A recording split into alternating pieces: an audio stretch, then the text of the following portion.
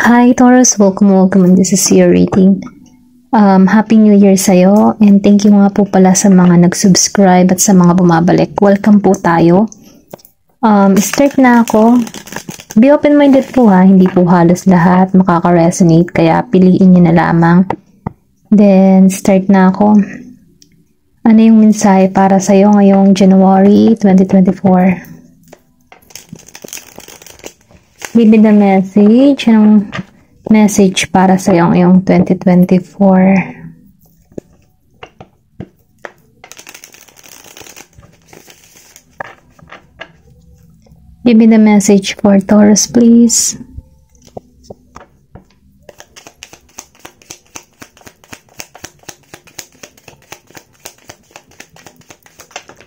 Ang dami.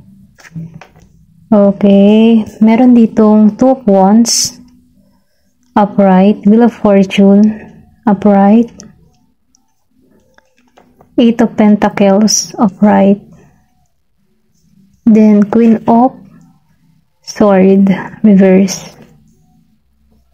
then Ace of Wands, reverse. Okay, give me more information, Taurus, para kay Taurus. Ano yung mensahe para sa'yo? Meron ditong Hierophant, Taurus energy.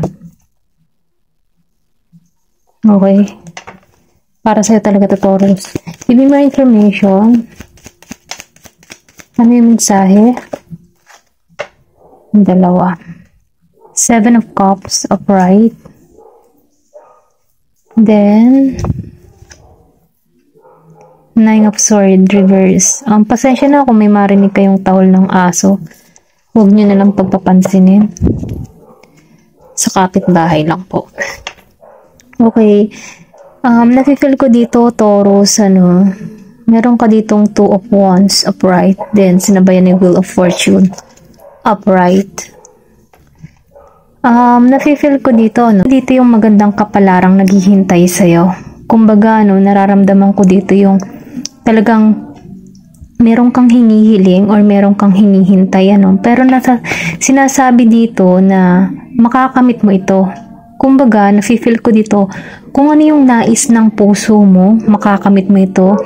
Then, nafe-feel ko din dito na meron ditong tao na naghihintay sa'yo or pwede ring sabihin na nasa LDR situation ka, na kung saan meron ditong lalim yung connection. Pwede rin sabihin na past person mo to kung meron kang person dito na Aries, Leo, Sagittarius. Kasi nafe-feel ko dito na meron dito nag-iintay ng right time para sa connection na to. Or baka ikaw meron kang iniintay dito na oras para sa connection na to. Kasi nararamdaman ko dito yung emotion Maybe meron ditong LDR, long distance. Or pwede rin sabihin na malayo kayo sa isa't isa. Nasa ibang bansa yung isa at then yung isa narito sa Pinas. Ito rin na-feel ko meron dito nag-iintay. Then nakikitaan ko rin dito, meron ka din ditong nag-iintay ka din dito for travel. Yung iba sa inyo, hindi halos lahat. Maybe may apply ka. Nag-iintay ko kung kailan yung tawag, kailan yung documents, pagpapasa, mga ganun ba? Ito rin na-feel ko. Pero ganun pa man sinasabihan ka dito na huwag ka mawawalan ng pag-asa. Kasi nasa iyong The Wheel of Fortune. Merong magandang kapalaran naghihintay sa'yo dito, okay? Kung ano man yung nais ng puso mo, meron dyan tamang oras para makamit mo ito. Ito yung mensahe para sa'yo. Yung paghihintay mo dito, meron yung magandang resulta or magandang ibubunga. Kaya sinasabihan ka dito na manalangin ka at huwag kang susuko. Kung ano man yung pangarap mo, mag-focus ka doon. Okay? Ito lang na-feel ko kasi meron ka ditong hinihiling. Maybe ikaw mahilig kang tumingala sa langit or pwede rin sabihin mag-wish sa buwan. Okay? Ito lang nararamdaman ko. Meron tao ditong nahiling sa buwan or pwede rin sabihin sa kabilugan ng buwan. Okay? Ito lang na-feel ko. Meron ditong taong ganon na merong hinihiling, merong minamanifest. Na kung saan ito yung nais ng puso niya. Kung ano man yung nais ng puso mo, makakamit mo ito. Okay? Then dito, si Eight of Pentacles upright. Then sinabayan na Queen of Swords reverse. Nafe-feel ko dito yung malaking pagbabago sa'yo. Meron kang gustong likhain, meron kang gustong gawin, may mga pinaplano ka, na kung saan yung mga pinaplano mo ito, gusto mo masakatuparan ito.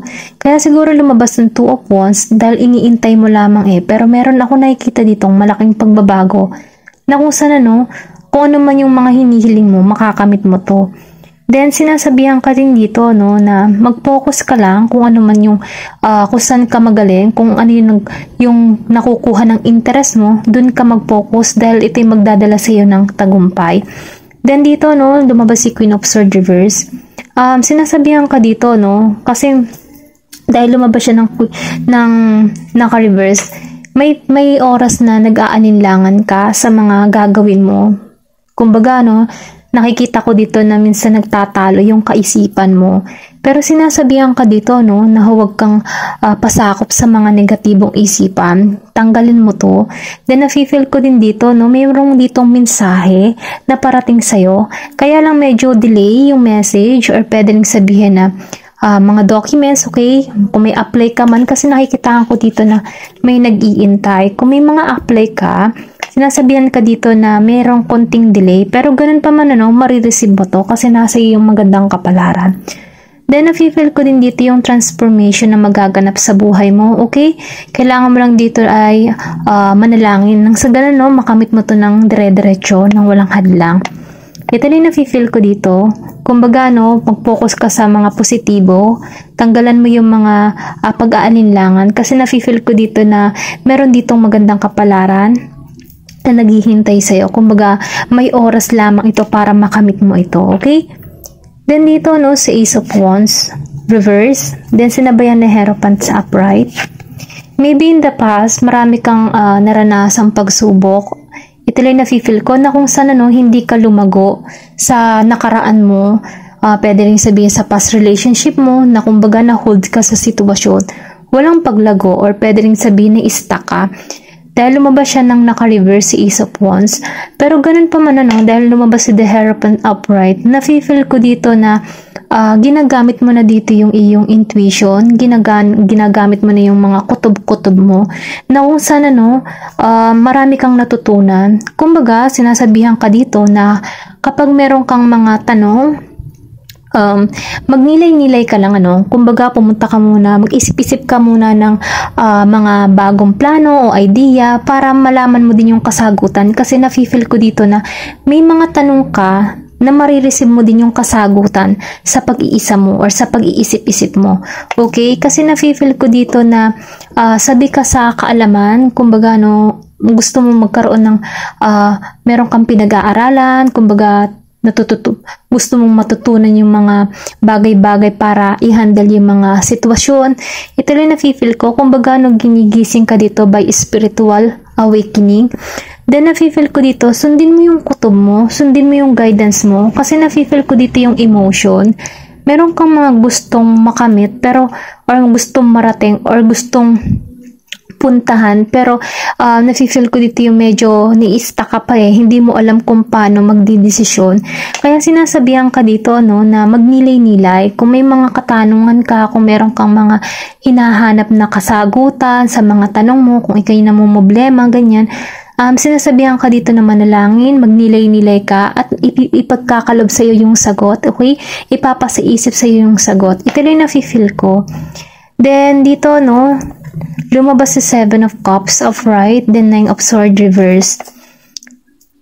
Kumbaga sa Nine of Swords reverse, nafe-feel ko dito na malalampasan mo yung mga pagsubok na kinaharap mo. Kung meron ka mga problema or mga in the past or kasalukuyang nakakaramdam ka ng something na feeling mo naka-stuck ka pa rin sa sitwasyon, kumbaga maraming nagchichismis sa'yo, nakikita ko dito sa Nine of Swords na malalampasan mo to, matatanggalan mo tong ganitong emotion.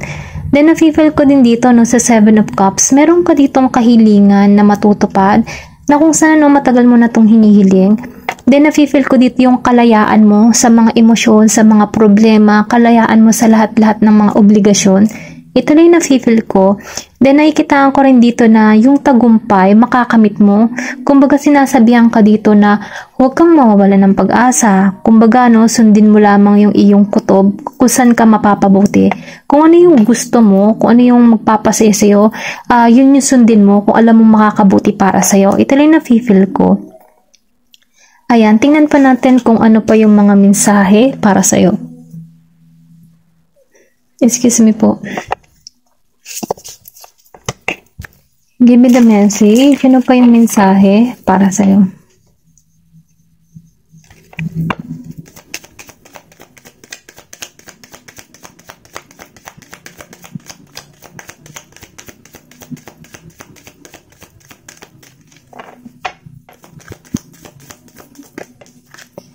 Meron ka ditong humor. So, nafe-feel ko dito, nakalagay dito, I choose to focus on the lighter side of life. Kumbaga, sinasabihan ka dito na maging focus ka kung saan yung may positibo, kung saan yung may galak, kasiyahan, dun ka mag-focus. Kung nakakaranas ka ng mga kalungkutan, sinasabihan ka dito na tanggalan mo na ito at mag-focus ka sa mga positive side na kung saan magbibigay ito ng kaliwanagan para sa'yo, okay? Tingnan pa natin. Give me more information. Ano pa yung mensahe? Meron ka ditong judgment. I understand that everyone has their own unique path and challenge. Kumbaga, sa judgment, nafe-feel ko dito na nauunawaan mo yung mga sitwasyon, nauunawaan mo na yung mga bagay-bagay or yung mga challenge or pagsubok natin sa buhay, may kanya-kanya tayong tinatahak. Kumbaga, dahil sa pagiging mong, kumbaga, nagkakaroon ka dyan dito ng maturity, nag-grow ka na kung saan naiintindihan mo na yung sitwasyon. Kumbaga, nafe-feel ko dito na hindi ka mapanghusgang tao. Kumbaga, ikaw ay humuhusga ng tama kung saan nauunawaan mo yung sitwasyon. Ito lang nafe-feel ko sa judgment. Then dito, self-esteem. I possess gift of the souls that benefits me and others. Kumbaga, nafe-feel ko dito, na meron kang pag-uugali na mabuti na kung saan, ito'y likas na para sa'yo. Kasi, marunong kang humusga ayon sa gawa ng isang tao, hindi ka masyado naghuhusga. Then, alam mo yung alagaan yung sarili mo.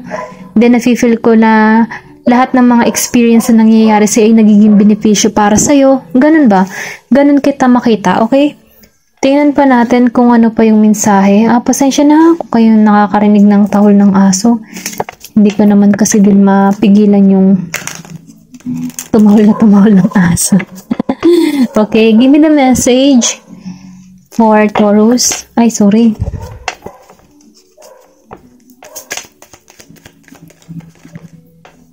Meron dito na message of freedom. Kumbaga, nafe-feel ko dito na meron ditong 38 years old. Maybe ikaw yung tipo ng tao na alam mo yun, kapag ikaw ay may naririnig na iba or may naririnig na against sa'yo, nananahimik ka or pwede rin sabihin na hindi mo na ipagtatanggol yung sarili mo. Sinasabihan ka dito na magikang malaya na ipagtanggol or magsalita, Kumbaga, nafe-feel ko dito yung message of freedom na lahat ng tao ay may kalayaang magsalita kung makakabuti para sa'yo. Kumbaga, tinuturoan ka dito na magsalita kung nakakaranas ka ng experience na parang dinadown ka or something na hinahamak-hamak ka, Kumbaga, sinasabihan ka dito na kailangan mo magsalita, kailangan ng kalayaang magsalita para may pagtanggol yung sarili. Or pwedeng sinasabihan ka dito na meron ditong mensahe na kung saan malaya ka na maipamahagi yung gusto mong iparating sa iba. Okay? Ito na feel ko dito. Meron ditong law. So, message of freedom, then may law. So, na-feel ko na meron kang experience na feeling lost ka sa isang sitwasyon. Kumbaga, kaya siguro lumabas din itong message of freedom. Kailangan mong maging malaya sa mga gusto mong tahakin. Kumbaga, kailangan mong maipagtanggol yung sarili mo. Sabihin mo yung nasa sa loob mo. Huwag kang magkimkim. Kasi once na ikaw ay sumasalo ng mga sinasabi ng iba, ikaw yung magsasacrifice. Ikaw yung malolos. Kumbaga yung kaligayahan na para sa'yo ay hindi mo nakakamit kasi kinikimkim mo kumbaga, ito lang yung mensahe dito, no? Hindi halos lahat, ito lang yung nafe-feel ko, meron ditong tao na kahit sinasabihan siya ng iba, nananatili siyang tahimik, no? Pero ganun pa man, sinasabihan ka dito, magiging kang malaya sa pagsalita. Kasi once na hindi ka nagiging malaya sa pagsasalita ng saloobin mo, mararamdaman mo tong kapighatian, yung, alam mo yung loss sa sarili mo, okay? Ito lang yung nafe-feel ko dito. Meron ditong 18 years old. Give me more information. Ano pa yung mensahe para sa'yo? Happiness. Ayan. Pumasok na yung happiness kasi once na sinasabi mo yung saloobin mo, makakahinga ka ng maluwag Alam mo yun, yung tipo na naipagtanggol mo yung sarili mo, nasabi mo yung mga gusto mo. Dahil doon, magiging kang kontento, hindi ka mawawala, magiging ka ng masaya. Ito lang na-feel ko. Meron ditong 6, okay? Ayan yung mensahe, happiness yung naghihintay sa'yo. Kumbaga, kailangan mo lang maging malaya sa pagsasalita. Huwag kang, kapag ikay binabato na ng mga ibang tao, ng mga, alam mo yun, salo ka lang ng salo. Hindi halos lahat kasi meron ako dito nakikita sa Nine of Swords. Meron ditong chinichismis, mga ganun. Salo ka lang ng salo. Kumbaga, tinuturuan ka dito na lagyan mo ng limitasyon, okay? Yung sarili mo, tinuturuan ka ditong maipagtanggol yung sarili mo. Nang sa ganun, magiging malaya. Okay? Maybe meron kang person na very control, ganyan. So, ito lang yung mensahe para sa'yo. Para maging masaya ka, kailangan mong sabihin yung mga saloobin mo, opinion mo, para at least lumaban ka, okay? Ito lang na-feel ko. Ayan, hanggang dito na lamang po. Thank you for watching. Love and peace. Thank you for watching Glow and Peace.